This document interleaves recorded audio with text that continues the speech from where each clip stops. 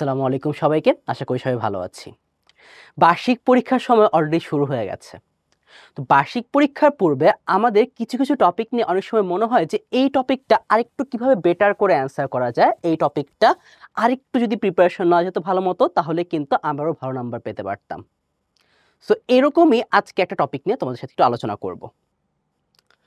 তোমাদের বার্ষিক পরীক্ষার পূর্বে অনেক সময় মনে হয় যে প্যারাগ্রাফটা কিভাবে লিখলে আরেকটু ভালো নাম্বার পাওয়া যাবে। অনেকের মাথায় প্রশ্ন থাকে যে আচ্ছা ভাইয়া প্যারাগ্রাফ কয় লাইনে লিখবো, কয় ওয়ার্ডে লিখবো প্যারাগ্রাফ, বা প্যারাগ্রাফের হাতের লেখা সুন্দর হতে হবে কিনা। এই জিনিসগুলো নিয়ে আজকে তোমাদেরকে একটু আলোচনা করব। তাহলে চলো আজকে আলোচনায় চলে যাওয়া যাক। দেখো, আমাদের প্রথমেই একদম যে কাজটা করতে হবে সেটা হচ্ছে একটা স্পষ্ট টপিক সেন্টেন্স তৈরি করতে হবে। এখন ভাইয়া টপিক সেন্টেন্স জিনিসটা আসলে কি? আচ্ছা, টপিক সেন্টেন্স জিনিসটা হচ্ছে তোমাকে ধরো একটা টপিকে প্যারাগ্রাফ আসলো, ধরো তোমাকে বললো যে গিয়ে হেলদি ইটিং বা হেলদি লাইফস্টাইল এগুলো নিয়ে, ধরো হেলদি ইটিং নিয়ে একটা গিয়ে তোমাদের প্যারাগ্রাফ চলে আসলো।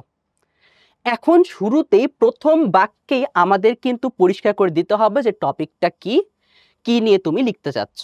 ঠিক আছে, দেখো প্রথমেই তুমি যে বিষয়ে লিখবে তার টপিক সেন্টেন্স তৈরি করো। টপিক সেন্টেন্সটা কি? এটি পুরো প্যারাগ্রাফের মূল ধারণা, পুরো প্যারাগ্রাফের মূল ধারণা বা থিম জানিয়ে দেয়। পুরো প্যারাগ্রাফ তুমি কি নিয়ে লিখবা সেটা নিয়ে জানাবে তোমাকে। ঠিক আছে, আর এটা হতে হবে সংক্ষিপ্ত এবং পরিষ্কার। এটা এক বাক্যের মধ্যে শেষ করার ট্রাই করবা। ঠিক আছে, যেমন দেখো, healthy eating is important for maintaining a strong body. তোমাকে টপিক দেওয়া ছিল কি? Healthy eating. তাহলে প্রথমেই আমাদের এটা এক্সপ্লেন করে দিতে হবে যে হেলদি ইটিং জিনিসটা কি।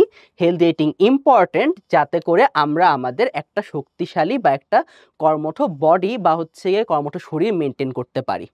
এটার জন্য আমাদের হেলদি ইটিং বা গিয়ে স্বাস্থ্যকর খাবার দাবার খাওয়া প্রয়োজন। ধরো তোমাকে গিয়ে একদম বেসিক একটা টপিক নিয়ে আলোচনা করি।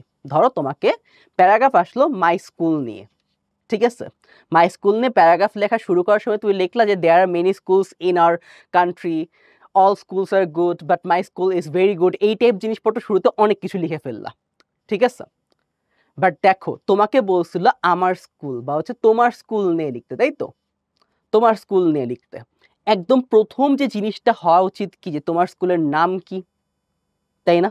তোমার স্কুল নিয়ে লিখতে বলছে, কিন্তু তুমি শুরুতে বললা যে পুরা দুনিয়ায় অনেক স্কুল আছে, সবগুলো স্কুলই ভালো, স্কুল জ্ঞানের আলো দেয়, এরকম অনেক কিছু লিখে তারপর 4 বা 5 নাম্বার লাইনে গিয়ে লিখলা যে আমার স্কুলের নাম অমুক।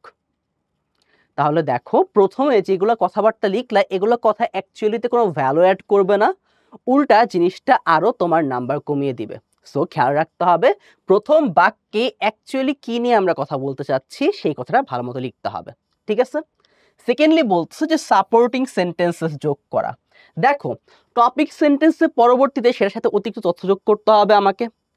প্রথমেই আমি বললাম যে হেলদি ইটিং কেন ইম্পর্টেন্ট। প্রথমে বলছি যে healthy eating is important for maintaining a strong body, একদম গিয়ে সামারাইজ করে এক লাইনে বুঝিয়ে দিলাম। এখন এই জিনিসটাকে একটু এক্সপ্লেন করতে হবে আমাকে। ঠিক আছে, দেখো কিভাবে এক্সপ্লেন করব। এখানে বলতেছে eating fruits and vegetables provides essential vitamins and minerals. দেখো, কেন হেলদি ইটিং আমাদের স্ট্রং বডি গঠনের জন্য প্রয়োজনীয়। দেখো এটাকে একটু এক্সপ্লেন করছে যে ধরো আমরা যখন গিয়ে ফলমূল বা শাকসবজি খাবো সেটা আমাদের বডির জন্য উপকারী ভাইটামিন এবং খনিজ উপাদান দিবে। ঠিক আছে, একইভাবে regular exercise also contributes two overall health. তুমি যদি প্রতিনিয়ত শরীরচর্চা করো তাহলে কিন্তু এটা আমাদের স্বাস্থ্যের জন্য অনেক বেশি উপকারী হবে। ঠিক আছে, তাহলে দেখো এই যে প্রথম লাইনটার সাথে আমরা কিছু সাপোর্টিং সেন্টেন্সেস বা প্রথম লাইনটা পরবর্তীতে কিছু এক্সপ্লেন করে আমরা কয়েকটা লাইন লিখবো, তাই তো? এই কয়েকটা লাইন লেখার পরে, কয়েকটা লাইন বলতে বেশ অনেকগুলো লাইনই হবে। ঠিক আছে, ধরো তোমাকে যদি 10 বাক্যে লিখতে বলে তাহলে প্রথম বাক্য লিখলা টপিক সেন্টেন্স, তারপরে 8টা বাক্যই লিখলা তোমার supporting line. Supporting line basically আর কিছুই না, তুমি যে পুরো টপিকটা যে বললা টপিকটাকে একটু এক্সপ্লেন করে লেখা। ঠিক আছে, আর লাস্টলি বলছে প্যারাগ্রাফের শেষে একটি কনক্লুডিং সেন্টেন্স রাখো যা তোমার লেখাটির মূল ধারণাটিকে পুনরায় সংক্ষেপে বলে দেয়। ঠিক আছে, শেষে একটা কনক্লুডিং সেন্টেন্স উপসংহার রাখো। ঠিক আছে, উপসংহারটা কি হতে পারে? দেখো, in conclusion A balanced diet and regular exercise are crucial for leading a healthy life. তাহলে পরিশেষে আমরা বলতে পারি কি একটা ব্যালেন্সড ডায়েট আমাদের আর হচ্ছে গিয়ে নিয়মিত শরীরচর্চা আমাদের একটা হেলদি লাইফ একটা স্বাস্থ্যকর জীবন যাপনের জন্য খুবই জরুরি বা খুবই গুরুত্বপূর্ণ। ঠিক আছে? তাহলে এটা দিয়ে কিন্তু আমরা আবার পুরো প্যারাগ্রাফটা শেষ করে দিতে পারি। আর ৪ নাম্বার কথা বলছি কি যে সহজ সেন্টেন্স ব্যবহার করো। প্রথমে আমরা অনেক বেশি ট্রাই করি, একদম শুরুতে অনেক বেশি ট্রাই করে ফেলি যে না কঠিন কঠিন বাক্য দিয়ে লিখবো। হ্যাঁ ঠিক আছে, তুমি লিখতে পারো, বাট তোমার লেখাটাকে পরিষ্কার আর সহজবোধ্য করাটাও কিন্তু খুবই ইম্পর্টেন্ট। তুমি এমনভাবেই লেখো যেটা সবাই পড়ে ভালো মতো বুঝতে পারে। ঠিক আছে? কারণ তোমার লেখা পড়ে যদি ঠিকমতো বোঝাই না যায় যে তুমি অ্যাকচুয়ালি কি বোঝাতে চাচ্ছ, তাহলে কিন্তু জিনিসটা আলটিমেটলি তোমার নাম্বার কমিয়েই দিবে। সো ট্রাই করবা প্রথমেই বেশি জটিল বাক্য না লিখে একটু সহজ সহজ বাক্য ব্যবহার করতে, যাতে করে আমাদের লেখাটা পরিষ্কারও থাকবে আবার সহজবোধ্যও হবে। ঠিক আছে? যেমন এই যে এখানে কিছু উদাহরণ আছে, eating healthy foods helps our body stay strong. ঠিক আছে? আমাদের শক্তিশালী থাকার জন্য আমাদের হচ্ছে গিয়ে স্বাস্থ্যকর খাবার খাওয়াটা খুবই উপকার করে। এটা হচ্ছে এক বাক্যে লিখে দেবো, বা exercise makes our muscle strong. Exercise বা শরীরচর্চা করা আমাদের হচ্ছে গিয়ে মাসল বা পেশিকে হচ্ছে গিয়ে শক্ত করে তোলে বা শক্তিশালী করে তোলে। তাহলে এখানে কিন্তু এই জিনিসগুলো খুবই ইম্পর্টেন্ট যে শত সহজ সহজ বাক্য দিয়ে লিখবা, তোমার টপিকটা বোঝাতে সুবিধা হবে এবং তোমাদের যে জিনিসটা সবার জন্য সহজবোধ্য হয়ে যাবে। সো এই কয়েকটা জিনিস কিন্তু মাস্ট খেয়াল রাখতে হবে। ঠিক আছে? এর সাথে সাথে আরো কয়েকটা পয়েন্ট আছে, যে পয়েন্টগুলো তুমি যদি অ্যাড করো তাহলে কিন্তু তোমার জন্য নাম্বারগুলো বেশি পাওয়ার চান্স আরো বেড়ে যাবে। যেমন যদি দেখো যতটা সম্ভব ট্রানজিশন ওয়ার্ডস, যেমন হচ্ছে গিয়ে ধরো একটা প্যারাগ্রাফ লেখার সময় তো আমরা পয়েন্ট আকারে লিখতে পারি না সেটাকে, তাই না? সো সেটার জন্য আমাদের যে কাজটা করতে হয় যে ধরো একটা প্যারাগ্রাফে তুমি ৩-৪টা পয়েন্ট বা ৩-৪টা কথা লিখবা, বাট সেটা তো আলাদা 1 2 3 4 এরকম পয়েন্ট আমি লিখতে পারবো না, একটা প্যারাতেই লিখতে হবে।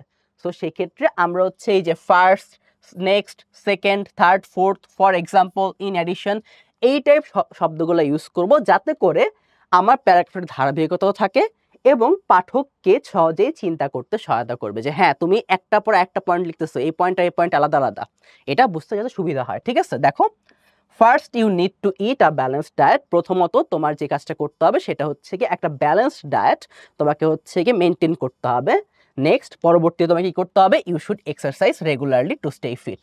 দেখো এখানে দুইটা বাক্য আছে, দুইটা বাক্য দুইটা ধারণা, আলাদা আলাদা ধারণাকে হচ্ছে গিয়ে প্রকাশ করতেছে। সেক্ষেত্রে আমরা যখন হচ্ছে ফার্স্ট আর নেক্সট এই দুটো দিয়ে যখন দুটা বাক্যকে লিখবো, তখন দেখা যাবে বাক্যগুলা কিন্তু বুঝতে সুবিধা হবে অ্যান্ড তুমি যে আলাদা আলাদা ধারণা লিখছো সেটা পুরোপুরি আলাদা আলাদা করে ডিস্টিংগুইশও করে দেওয়া যাবে। সো এটাও কিন্তু খুবই গুরুত্বপূর্ণ একটা জিনিস। আর হচ্ছে গিয়ে শর্ট অ্যান্ড ফোকাসড রাখা। আমাদের অনেক সময় অনেক রকম চিন্তা ভাবনা থাকে যে না আমি যত বেশি লিখবো, যত বেশি পেজ ভরাবো, তত বেশি মনে হয় নাম্বার বাড়বে। জিনিসটা কিন্তু এমন না। ঠিক আছে? তুমি একদমও কম লিখবা না, বাট যতটুকু লিখবা পরিমিত পরিমাণে লিখবা এবং তুমি যা লিখেছো সেটা হচ্ছে যাতে এক কথায় পরিষ্কারভাবে বোঝানো যায় সেভাবে করেই লিখতে হবে। যেটা একটু আগে বললাম, সহজ সহজ বাক্য দিয়ে লেখা ট্রাই করো, যাতে করে তুমি যা যা বলতে চাও বোঝাতে চাও তা যাতে পরিষ্কারভাবে বোঝাতে পারো। ঠিক আছে? দেখো, একটি প্যারাগ্রাফের মধ্যে শুধু হেলদি ইটিং নিয়ে আলোচনা করো এবং পরবর্তী প্যারাগ্রাফে এক্সারসাইজ নিয়ে। আচ্ছা, এটা একটু খালি নর্মালি যদি বলি, দেখো হেলথ ইটিং নিয়ে আলোচনা করে একটু সহজভাবে বোঝায় দিই। ঠিক আছে? তোমাকে সেম মাই স্কুল নিয়ে হচ্ছে লিখতে বললো, তুমি তোমার স্কুলের নাম বললা, স্কুলে কয়টা ক্লাস আছে সেটা বললা, স্কুলে কয়জন টিচার আছে এগুলো বললা। ঠিক আছে? এগুলো বলতে পারো। তারপর বলা শুরু করলা কি আমাদের স্কুলে একটা মাঠ আছে, মাঠে একটা গরু আছে, গরুর দুটা চোখ আছে, দুটা কান আছে, দুটা শিং আছে, চারটা পা আছে। তারপর গরু নিয়ে তুমি বলা শুরু করে দিলা। ঠিক আছে? তাহলে তোমার প্যারাগ্রাফটা আর তোমার স্কুল নিয়ে থাকলো না, যেটা তোমার গরু নিয়ে চলে গেল। সো এই জিনিসটা করা যাবে না। তুমি যেই টপিকে লিখতেছো সেই টপিকের মধ্যেই থাকতে হবে, অন্য কোনো টপিকে কিন্তু যাওয়া যাবে না। ঠিক আছে? এটাও কিন্তু খুবই গুরুত্বপূর্ণ একটা জিনিস। ঠিক আছে? আর হচ্ছে গিয়ে বেশি বেশি করে প্র্যাকটিস করতে হবে। বেশি বেশি করে প্র্যাকটিস করতে হবে, যাতে করে বেশি বেশি প্র্যাকটিস করলে তুমি একটা ভালো প্যারাগ্রাফ লিখতে পারবে। কারণ আমরা সবকিছু শিখে গেলাম কিন্তু প্র্যাকটিস করলাম না। অন স্পট বসে বসে পরীক্ষার হলে বসে কিন্তু আমরা সবকিছু অ্যাপ্লাই করতে নাই পারতে পারি। সো আমাদের কিন্তু প্যারাগ্রাফটা খুবই ভালো মতো প্র্যাকটিস করে যেতে হবে, যাতে করে আমরা পরীক্ষা হলে ভালো মতো লিখতে পারি। ঠিক আছে? এখানে তোমাদের বোঝার সুবিধার্থে হচ্ছে গিয়ে same the importance of exercise এটা নিয়ে একটা হচ্ছে গিয়ে প্যারাগ্রাফ দিয়ে দেওয়া আছে। নোট থেকে তোমরা এই প্যারাগ্রাফটা দেখতে পারো যে দেখো এই প্যারাগ্রাফের টপিক সেন্টেন্স কিভাবে লেখা আছে, সাপোর্টিং সেন্টেন্সেস কিভাবে লেখা আছে। একটু ছোট করে যদি বলে দিই, দেখো exercise is essential for maintaining a healthy body and mind. ঠিক আছে, এই যে সেম, আমাদের শরীরচর্চা খুবই গুরুত্বপূর্ণ। কেন গুরুত্বপূর্ণ? আমাদের একটা স্বাস্থ্যকর শরীর এবং স্বাস্থ্যকর মন রাখা, মন মেনটেন করার জন্য এটা কিন্তু খুবই গুরুত্বপূর্ণ। টপিক সেন্টেন্স এক্সারসাইজ কি এটা কিন্তু এক বাক্যে বলে দিলাম। এরপর কেন এক্সারসাইজ দরকার এই জিনিসগুলা কিন্তু হচ্ছে কি এখানে বলে দিয়েছে সাপোর্টিং সেন্টেন্সগুলোতে। ফার্স্টলি দিয়ে বলছে, তারপর ফর এক্সাম্পল দিয়ে বোঝাচ্ছে। এগুলো দিয়ে কেন বোঝাচ্ছে? কারণ যাতে করে তুমি যে আলাদা আলাদা ধারণা লিখছো সেটা যাতে আলাদা আলাদা করে বোঝা যায়। ঠিক আছে, এই জিনিসগুলো, এই যে সেকেন্ডলি এই ট্রান্সলেশনাল ওয়ার্ডসগুলো কিন্তু ইউজ করতে হবে যাতে করে যে পাঠক তার বুঝতে যাতে সুবিধা হয় এবং সে যাতে পরিষ্কারভাবে ব্যাপারগুলো বুঝতে পারে। ঠিক আছে, আচ্ছা। সো এই জিনিসগুলো কিন্তু খুবই ভালো মতো আমাদেরকে ধারণা থাকতে হবে। আর সবচেয়ে বড় যে কথাটা সেটা হচ্ছে তুমি যে কোনো একটা রাইটিং পার্ট যখন লিখবা 3 টাইপের ভুল কখনোই করা যাবে না। কোন 3টা ভুল কখনোই করা যাবে না? নাম্বার 1, তোমার রাইটিং এর ক্ষেত্রে কিন্তু স্পেলিং মিস্টেক কখনোই করা যাবে না। তুমি যদি বেশি বেশি স্পেলিং মিস্টেক করো তাহলে কিন্তু জিনিসটা খুবই বেশি সেনসিটিভ একটা ইস্যু হয়ে যাবে এবং নাম্বার কিন্তু অনেক কমে যাবে। নাম্বার 2, গ্রামার মিস্টেক করা যাবে না, কারণ একটা বাক্য যদি একটা গ্রামার মিস্টেক করতে পুরো বাক্যটাই ভুল হয়ে যাবে। আর নাম্বার 3, তোমার পরিষ্কার করে লিখতে হবে, বেশি বেশি কাটাকাটি বা ঘিঞ্চি করে লেখা যাবে না। আর লাস্টলি তোমাদের মধ্যে সবার মধ্যে যে কোশ্চেনটা যে হচ্ছে কি ভাইয়া অ্যাকচুয়ালি হচ্ছে কয় লাইন লিখবো, প্যারাগ্রাফ কয় পৃষ্ঠা লিখবো।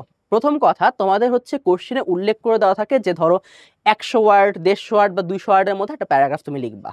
ধরো তোমাকে বলে দিল 200 ওয়ার্ডের মধ্যে প্যারাগ্রাফ লিখতে হবে, তাহলে একটা জিনিস খেয়াল রাখবা 200 ওয়ার্ডের কম কিন্তু লেখা যাবে না। ঠিক আছে, 200 ওয়ার্ডের কম কিন্তু লেখা যাবে না। 200 ওয়ার্ড যদি বলো 200 ওয়ার্ডের কম লেখা যাবে না, 200 ওয়ার্ড বা তার চেয়ে হালকা বেশি লিখবা।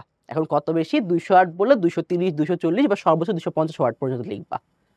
এখন তোমার তো মনে হইতেই পারে যে টিচার কি মানে হচ্ছে গিয়ে তোমার ওয়ার্ডগুলো গুনে গুনে দেখবে নাকি? টিচার ওয়ার্ড গুনে দেখবে না, বাট টিচার যেহেতু উনি এক্সপিরিয়েন্সড, ওনার একটা খাতা দেখলেই ধারণা হয়ে যাবে যে এখানে কয় ওয়ার্ড হতে পারে। ঠিক আছে, সো তোমার 200 ওয়ার্ডে প্যারাগ্রাফ লিখতে হবে, তুমি 500 ওয়ার্ড লিখে ফেলো না। তুমি হচ্ছে 200 ওয়ার্ডে কমও লেখা যাবে না, বাট এমন বেশিও লেখা যাবে না যাতে জিনিসটা দেখতে হচ্ছে দৃষ্টিকটু লাগে। ঠিক আছে, 200 ওয়ার্ড পড়লে তুমি নিজের ধারণা থেকেই হচ্ছে গিয়ে সর্বোচ্চ 250 ওয়ার্ডের মধ্যে লিখে শেষ করে ফেলবা। ঠিক আছে, এটাই ছিল কথাবার্তা। সো আশা করি এই ক্লাসটা করে তোমরা উপকৃত হবা এবং তোমরা বেশি বেশি প্র্যাকটিস করে হচ্ছে একটা সুন্দর প্যারাগ্রাফ লিখতে পারবা। সো আজকের ক্লাস এই পর্যন্তই। সবাই ভালো থাকো, সুস্থ থাকো। আসসালামু আলাইকুম সবাইকে।